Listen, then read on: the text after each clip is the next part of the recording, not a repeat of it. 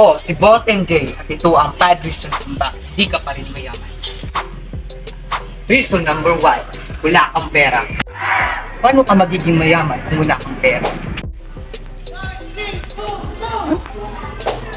Reason number 3, hindi ka marunong magbilang. Paano ka magiging mayaman kung hindi ka marunong magbilang? Paano mo mabibilang ang pera mo? Paano mo mabibilang ang mga araw na buhay ka pa?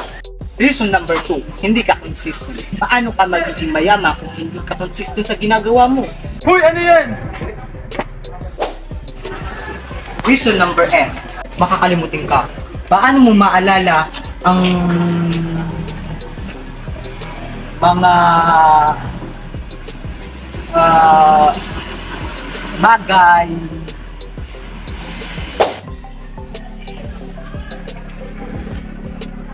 Reason number 25, wala kang motivation sa sarili. Ako, may mentor ako dati, kaso ban na siya sa Facebook at Instagram. 17F69, hindi ka nakakainom ng gamot mo. Paano ka magiging mayaman kung baliw ka pala? Treat yourself better. Huwag kang